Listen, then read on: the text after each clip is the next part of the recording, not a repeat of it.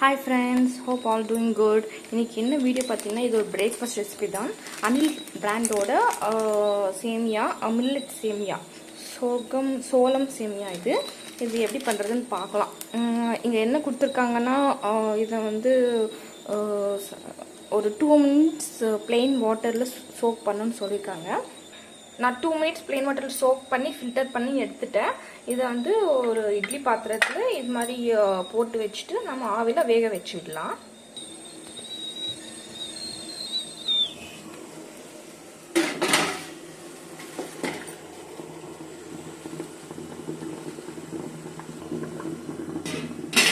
மூடி போட்டு மூடி வச்சுட்டு ஒரு 5 minutes நல்லா வேக வச்சிடலாம். இப்போ இது ஓப்பன் பண்ணி பார்க்கலாம்.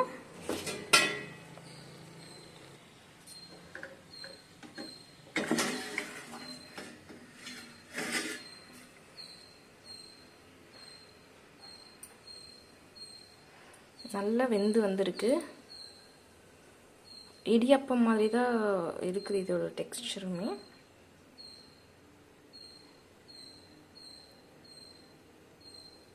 சரி, இப்போ இது என்ன பண்ணலான்னா நல்லா கடாயில் போட்டு வெங்காயம் அதெல்லாம் போட்டு ஃப்ரை பண்ணி நார்மல் சேமியா மாதிரி இப்போ பண்ணிக்கலாம் நாம்.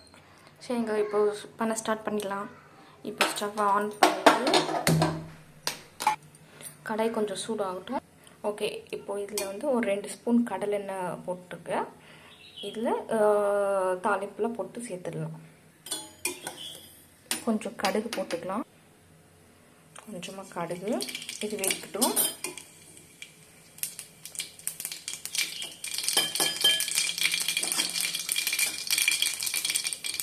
கொஞ்சம் கடலைப்பருப்பு, கொஞ்சோண்டு உளுத்தம் பருப்பு, அது கூட ஒரு 2 பச்சை மிளகா, கொஞ்சம் கருவேப்பிலை, அது வெங்காயம் ஒரு 1/2 வெங்காயம் போட்டுட்டு இதை மட்டும்தான் பண்ணுறேன்.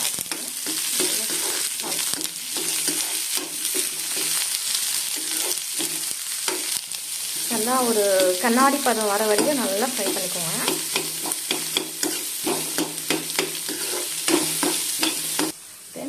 இதையே ஒரு 3 கேரட் கொஞ்சம் சின்னதாக கட் பண்ணி வச்சுருக்கேன். எனக்கு கேரட் ரொம்ப பிடிக்கும், ஸோ நான் கொஞ்சம் நிறைய சேர்த்துருக்கேன். உங்களுக்கு வேணும்னா நிறைய மிக்ஸ்டு வெஜிடபிள்ஸ் கூட போட்டுக்கலாம். பீன்ஸ், பட்டாணி, உருளைக்கிழங்கு அது மாதிரி கூட போட்டுக்கலாம். நான் இன்றைக்கி கேரட் மட்டும் தான் இருந்ததுனால கேரட் மட்டும் போடுறேன்.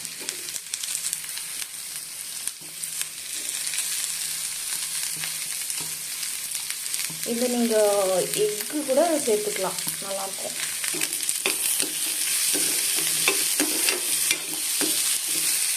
கொஞ்சம் சால்ட் போட்டுக்கலாம்.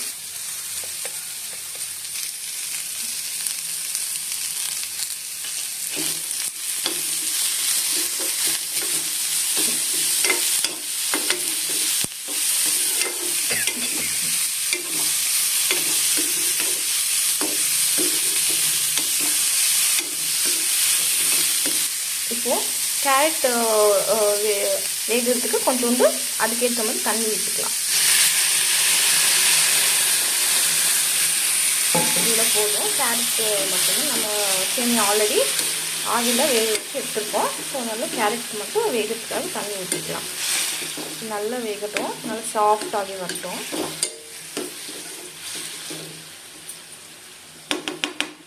இப்போது இந்த தண்ணியிலே உப்புலாம் கரெக்டாக இருக்குதுன்னு கொஞ்சம் செக் பண்ணிக்கோங்க. ஆல்ரெடி நம்ம சேமியாலே கொஞ்சம் உப்பு போட்டு தான் வந்து ஊற வச்சுருக்கோம் ஃபஸ்ட் ஸ்டார்டிங்கில். ஸோ செக் பண்ணிவிட்டு ஆட் பண்ணிக்கோங்க. இப்போ கேரட் நல்லா வெந்து வந்திருக்கு. கொஞ்சம் கடிக்கும் போது கொஞ்சம் கடிப்பட்டால் தான் நல்லாயிருக்கும். ரொம்ப சாஃப்ட் ஆகிடுச்சுன்னா சாப்பிட்றதுக்கு கொஞ்சம் இருக்குது. எனக்கு இப்படி தாங்க பிடிக்கும். உங்களுக்கு இன்னும் சாஃப்டாக வேணும்னா இன்னும் கொஞ்சம் ஹாட் வாட்டர் ஆட் பண்ணி இன்னும் வேக வச்சுக்கலாம். இது மாதிரி கொஞ்சம் தண்ணி இருக்கும்போது நம்ம சேமியா ஆட் பண்ணிட்டா கொஞ்சம் சாப்பிட்றதுக்கு நல்லாயிருக்கும். இப்போது இதில் சேமியா ஆட் பண்ணிடலாம். பாருங்கள் இவ்வளோ அழகாக உதிரி உதிரியாக இருக்குது. இப்போ இதை மிக்ஸ் பண்ணி விட்டுக்கலாம்.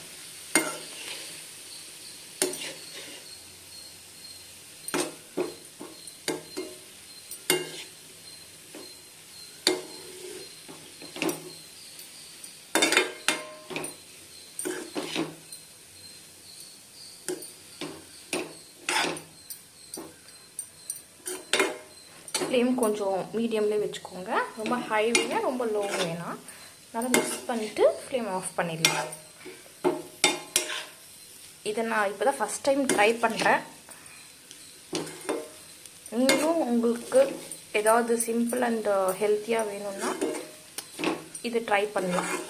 இதில் வந்து 30% ப்ரோக்கன் வீட் சம்பா கோதுமை போட்டிருக்காங்க. தென் 20% தான் மைதா போட்டிருக்காங்க.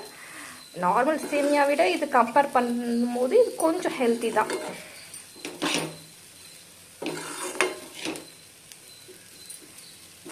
அவ்வளோதான். உங்களுக்கு